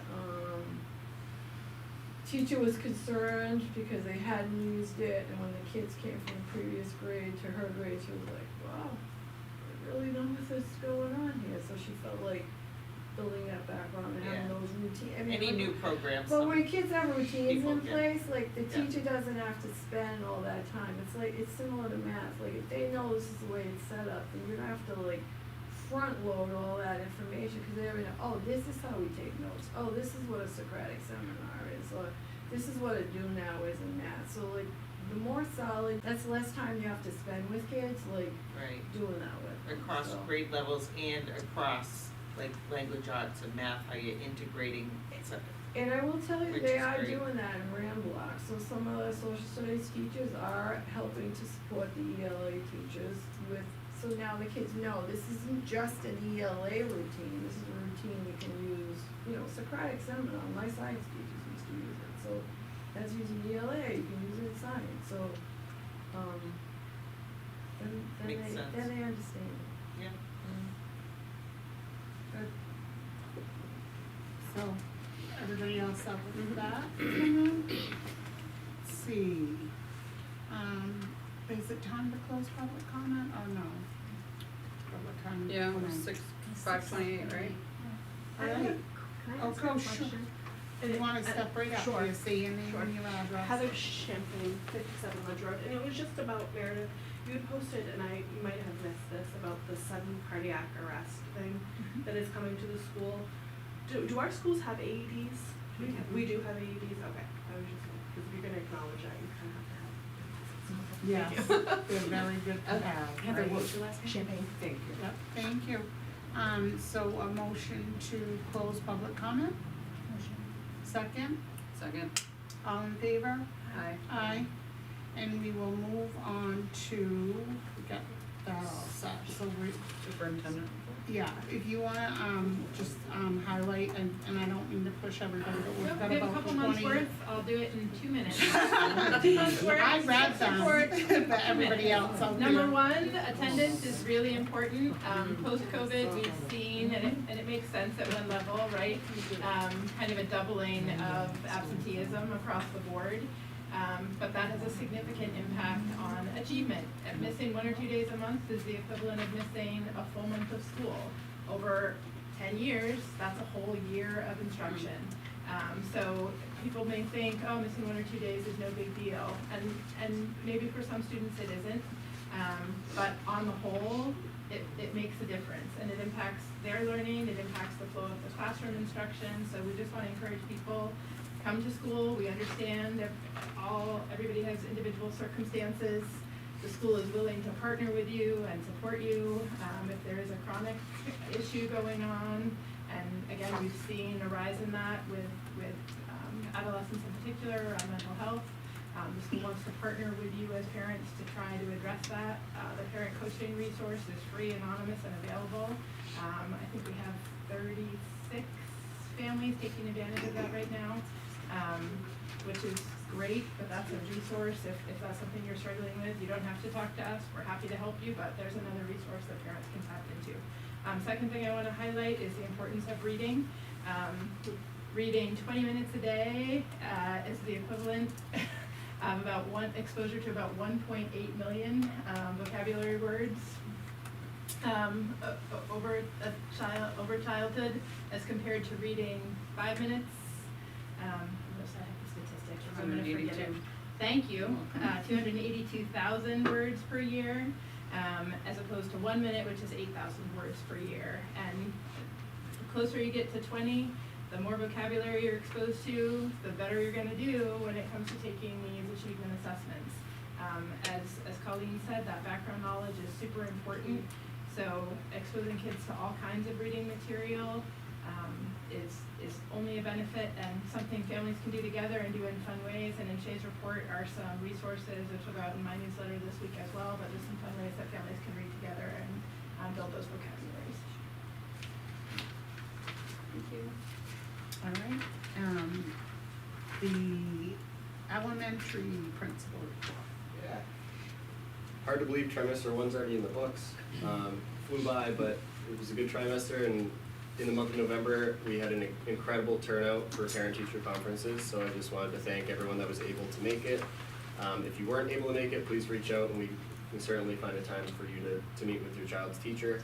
I heard a lot of teachers say this was the most parents that they've seen turn out for conferences since they've been here in Seabrook, and so I think that also speaks to, at least from what I saw, using Parent Square made it really easy for parents to sign up for conferences. And I would see like high percentage of parents signing up for conferences, and so we know that home to school connection is only going to help our students be successful. So thank you again to everyone that made that possible. We had our 3rd annual turkey trot as another one of our community days, Thanksgiving time. Students have a lap that they run. It's set up and organized by the UA team in collaboration with Seabrook Middle School, so thank you to Colleen and her students that came over and helped dress as turkeys. Colleen. And they did it too. Qualified. Of course she was. Did you have turkey, Surprised Erin? you didn't get one. I'm in. So I mean, it was a fun day, and kids seemed to enjoy it. It was a little chilly, but we got through. We had some professional development who is from the New Hampshire Department of Education. She came to work with our teachers on using data to inform our instruction. So we worked on looking at a short assessment that kids took to try to have teachers work together to try to figure out best ways. So they found that was a very helpful training from Kate. And then, like I spoke moments ago, we sent some teachers to Pembroke to see a wit and wisdom lesson. And the initial feedback was that time was very helpful, especially for them in terms of. And then I just had some pictures in there to highlight a few other things, such as our 2nd grade concert, which was a huge hit, and our 1st grade concert is this Thursday night. And that was pretty much it. Awesome, thank you. Very good. Middle school. Okay, so I included our attendance data and our tidying data, so I'd like to thank the parents. We have an attendance team, we meet every week, we talk about students who we have concerns about. To echo what Meredith said, attendance matters. I had a parent last year said, yeah, I give her a day off every month, and in my head I was like, a day off every month? That's like 10 days, so we don't want students to be chronically absent, we want you to stay home if you're sick, we understand that. So, I'm pleased that our trajectory is decreasing over time, over the years, I included from 2001 to 24, and so that's, thank you to the parents who are getting their students to school. 2 highlights, our Veterans Day program was outstanding. It was impactful and it was, all led by students. So kudos to the social studies team who facilitated, put that together.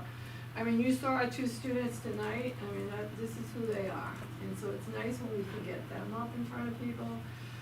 They greeted the veterans, they were psyched because they got donuts and a little juice, so they met them when they came in. They're reading, they read about, each of the branches, they were articulate and, thoughtful. We had a student play taps at the end, you could have heard a pin drop in the gym. We had some tears from students, from teachers. He did a phenomenal job, cause that is not an easy piece to play, and it just, it speaks to Matt Woolley and all the work that he does with the music program, so that was impactful. And we started our first, Junior National Art Society. We start with 8th grade, it's typically 7th and 8th graders. We start with 8th grade and then we'll induct some 7th graders in the spring, so thank you to Colin Souza. I did it at my previous school and I said, hey, you wanna do this? She's like, sure, that's great, cause I think we need to acknowledge all students, we have athletes, and I love an athlete, you know that. Yeah. And we have musicians, we have artists, so let's celebrate scores, but let's celebrate the kid who's not the athlete, who, this is the venue in which they find success in. So, they entered contests, they won some money, which was really nice. So now we're gonna find them some more contests, so I appreciate that. Yeah, that's all right. I'm glad you brought that back, cause back in, I don't wanna date myself, but Back in the day? 1981, or before, we had it, and it was really good, and even That's kids important. that some kids did both, athletes, chorus, and so When thank you go you to for high bringing it school, you back. join the National Honor Society, you apply, what did you do for service? What kind of, it's just not, Awesome. yeah, I get good grades, I do other things too. I think we need to teach kids that in middle school, so they carry that on to the community that they live in. Thank you for bringing it back. Great. Okay, special service report and finance report we have on here. I read the special service, anybody wanna highlight any of that, or? I wanted to ask a question about the letter, the preschool letter. So there were 2 children whose IEPs were in place. One was the day after their 3rd birthday, one day after, and the other one, I believe, was 5 days after. And that's a violation. So the letter that says 7, that's There were not, only 2 there was only 2, when it was reviewed. and we have a plan in place for the Yep. next, we have 4 that was, different plans. The current director has met with the woman at the state and, her administrative assistant, and, they've worked to identify how to correct that issue to make sure it doesn't recur. That letter was from, They're October about- 31st. So, Probably. just in future, and We this didn't is, have a November meeting. Yeah, well, no, but you don't have to have a meeting, if you could just let us know so we don't hear it out on the street from people. Yeah. Just, those like were- I say, whenever in doubt, just send it, that way we know, so we It was a can policy that the board be notified of any just move on forward. Those would have been in our special ed report, and they were in all of the other, districts in the month of November. I would say, with regard to that, the state has a number of indicators for special education. I wanna say there are like 24. And we get assessed on each of those every year, and some of them are 100 or 0, or if you don't have 100%, you get a 0. And so that preschool indicator is one of those. The team had done the work with the family, had enabled the transition, the child was able, ready and able to start, but the deadline has to be in place by the child's 3rd birthday, and they missed it by 1 day and 4 or 5 days. Okay.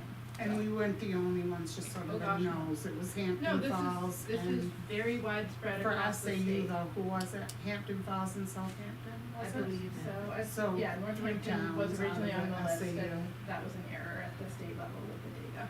Thank you. Okay. And there are, so just one more point on that, the state has tiers of when a district, based on the number of those indicators that you're not meeting, that it moves to compliance levels. The first level is you write a corrective action plan, i.e. you've identified a problem, you've missed something by a few days, or you missed one report, or one referral wasn't completed within 60 days, it was done in 62 days, evaluation, I should say. You lose a point for that, and you're in the corrective action place. You write the plan about how you're gonna address that. If you've got multiple indicators, that haven't been met, then you move into a targeted assistance level, and Dr. Toomey's gone over this, she went over this last spring with your annual report, I think, this spring. You move into a targeted assistance level, and then there's a needs assistance level. The targeted assistance is someone from the state will come and talk to you. Again, pretty widespread.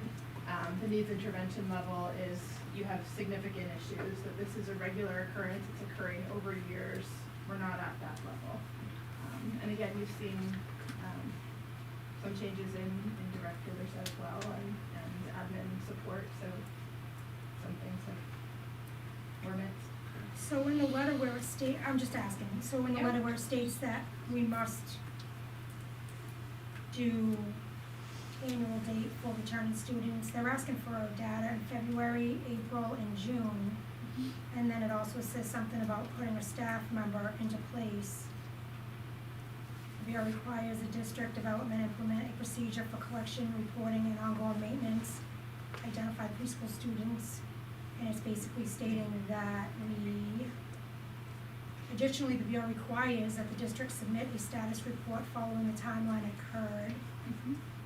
So it wasn't just, we're like basically being monitored for the next year. Right, again, this is pretty routine, Well, I'm just special only asking education. because I think this is something we probably should have known and told. Do we need a staff member now to hire for that, or it's just a suggestion? I'd love to respond. Okay. Which is, we have a staff member in place, it's your Okay. director of student services, Okay. you have an administrative assistant who supports the data entry for that, very compliance driven, and we've addressed the concern, and the corrective action plan was developed and submitted. You can't do more, you can't go backwards and move the kid's birthday, you missed No, the but, deadline, like that's the consequence. We and just, then as you a board, address it. just know it's been addressed, that's all, and we have the staffing, cause that needing a staff member was like, ooh, well, why for that? If the board wants to so we talk don't. further about special ed compliance, I'm more than happy to schedule Dr. Toomey to come to a meeting and give you an update on all of that. I'm She's good, reported just on keep that us previously. updated on however that goes, that's all. So, alright, financial report. Everybody had a chance to peek. Any questions on it? Because Matt's not here tonight, so, anybody have any questions? No? Okay, so, and if you do, you can always shoot him an email and he'll follow up on that. The next thing, because we have about 10 minutes left, before we have to go into another meeting, so Title IIA grant expenditure, the information is here. If you wanna read the first, just so everybody out there understands what it is, kind of read the first paragraph and let them know what it is. Yeah, I mean, essentially, Title IIA is some of the federal funding that supports teacher and administrator professional development. Those funds can only be used for professional development activities. It can also be used for recruitment, teacher recruitment. But we have prioritized using it for teacher professional growth and development. The middle school is proposing to use $17,200 of that to continue the work they started last year with Math Empowered for math coaching support at the middle school. And the staff is on board with this continuing? So I individually spoke to all the staff and the math interventionists. I asked them how they felt about this. I did also mention that the board has had a strong conversation with us at every meeting about the state of math, and they're in agreement. The woman who they work with, thanks to Lauren last year, would continue. She would do one-on-one coaching. They would pick like, and I think I mentioned this earlier, what do you wanna work on? I want students to be able to go deeper in, application. So they learn a concept, how do they go deeper, so that when they go to high school and they gotta go deep, they'll understand it. I wanna work on using manipulatives for kids who are visual learners, cause not everybody learns the same way. So she would customize it to them, and she would meet with them and give them feedback, they could ask her questions, pretty much left it up to them what that would look like, and everybody was on board. So it's more providing the tools, but cause I like to, I don't wanna put like something in place that's gonna say you have to do it this way. Here's some more tools, cause every teacher has that out of the box And way that we- they do things. And we had that conversation, I will tell you that the 5 people that teach math, the 4 teachers of the intervention, have very different styles, in terms of how they Good. teach. And so it's not a cookie cutter situation, so when you get coaching or PD, it's like, what do you need?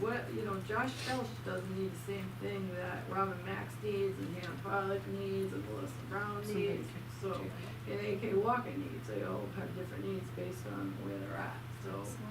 And then when they meet as a team and they have their vertical meetings twice a month, they can talk about like, hey, I tried this strategy with my kids, cause they meet and they have the kids in the next year, so the conversation is about things they're learning, things they're trying, things that are working, things that our kids need, so that it's consistent across the board. I think it's really important work, for them. I think that we recognize where our kids are at, and the curriculum doesn't teach the kids, the teachers teach the kids to help them as professionals. Every year you wanna get better at what you do. I think every year that these people are willing to give it a go, see how it works, try it, try this new strategy. And I know that this woman is the best in the state. What's her name? Is it Carolyn. Carolyn Worcester. Oh, she's not on here. Carolyn? Yep. W? Was, Worcester, W-U, So this obviously isn't gonna, not take the place of interventionists, so it's not gonna affect them, right? No. No. No. support. But they're gonna be part of the Part support. it. Yeah, of course, Good. yeah. Okay. They're a team. Alright, so, they're gonna need to get that in, cause they said it's due 12/31. Can you get more information on it? And, yeah, I don't know how the board feels, Lacey's not here, it's a 29-page application. I believe That's the consolidated grant, that's for Title I, Title IIA, It's a Title lot. IV, that you reviewed in June. This is Yeah. just this Basically, activity. So this is just the program. Math This PD is this for a math math teacher. professional development. Cause that's what Title II is, Okay. PD, and it's paid for out of the title. out of the Title II. Okay. But we're not committing to anything other than just the program for the teachers to use, correct? She's just Yeah. giving that Program, it's PD. coaching. Okay. It's not a it's Coaching, coaching. I meant, sorry. Okay, it's just so the general public knows, it's, meetings, 30 minutes each for video coaching, and it's 63 hours, for the teachers, it's 17,200 that comes out of the title. Title II grant. Is that the same thing that Hampton Falls did, the McGraw-Hill program? Didn't they go to, cause that's by Howard Math too, Math. Oh, it is? I don't believe so. I think it's just a different company that teaches it, that does the coaching. So do we need a motion? Yeah, we do. I'll make a motion. Do we have a second? I will second the motion to approve the Title IIA grant. And any other questions before we go? All in favor? Aye. Aye. Michelle, you made that motion, who seconded? Jen. And then we have retirement. Thank you. You're welcome, thank Thank you. you. Actually. For non-public. Yeah, well, Thank so you. we're gonna need a motion. Just one point of order, Yeah. because Kelly resigned, her vote won't be recorded for this meeting because she hasn't been sworn in again. Oh, Right. geez, Kelly, we, Yeah. we could have had Just as a that point of done order, too, I just wanna Michelle. make sure you're. Aren't you a justice? I think it's Yeah, gonna it be has done to by be, the clerk. it has to be changed. Oh, okay. It does have to be done by the. Yeah. Okay, so you could probably get sworn in tomorrow morning, right? Yeah, I'll be busy. Okay. I'm sorry about that, completely slipped my mind. That's okay, your motions and your approvals are just gonna go in for who's in there now. Okay, and, let's see, what else here? Yes, I didn't even think of that. Non-public, so a motion to go on out of RSA 91-A:3, 2, and would it be under C? A through N, right? Oh, yeah. So we gotta pick C, right? You have to choose what you're going in under. So the first one, the proposed motion was to go in under, A. Okay, so just A, That's all I have. okay. Can we add C just in case it goes back, so A and C, all right? And see, Yep, at 6:28. yep. And who's making the motion? I'll make it. Jen? We have a second? I'll second it. Michelle. And roll call. Jen? Yes. Maria? Yes. Michelle? Yeah. Okay, you are now in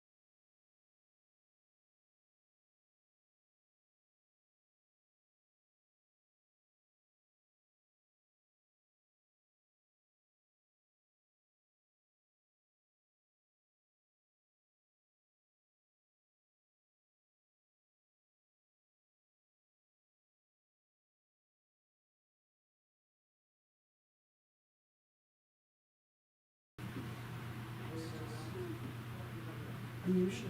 Okay. Okay, we're back in, So I have to have a motion to end non-public session and resume the public meeting at 6:35 PM. we have a motion, So moved.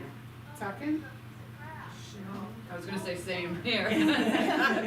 What am I saying, second? Second, all in favor? And then I need a roll call of Jen, Yes. Maria, No, no? I'm right, Michelle? Michelle, it's all in favor. Yes, Aye. okay. I Whatever you usually want me to mess say. that up. Not to come out, just to go. I know, Oh, I okay. usually do the opposite. So, okay, motion to accept 2 retirements. One is from Denise Morrow, who has been here with us from as back far as I can remember. I don't even dare to say the years, but it's been a very, very, very long time. She will be greatly missed, and she will be hard to fill the shoes. So do we have a motion to accept her retirement?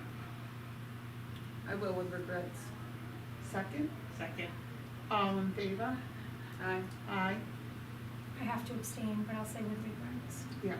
And then retirement, No, I can't. You're not sworn in yet. I know, we didn't even know it. No, I said I abstained. I'm not voting. I said, but with regrets. I don't even think you could abstain. I don't even think you'd say I know, anything. yeah. And I don't abstain, but Present. with regrets, because my kid did not want to do Spanish and he loves it, so I amen to So her. that's a good thing. No. Courtney probably had her. Yeah, they Yeah. did, Yeah. they did have her, of course, jeez, yeah, they did. That group, retirement, Mary Miller. Do we have a motion to accept her retirement? I will make the motion to accept her retirement. Do we have a second? Second? All in favor? Aye. Aye. Okay, and then we are going to adjourn and go into non-meeting with legal. So, a motion to adjourn, I'll make that motion. all right. It's usually my second. motion, so you're lucky. I stole it on you, Jen. Second. 6:37 Yeah. by Michelle and Jen. All in favor? Aye. Aye. Thank you, Dan, be careful.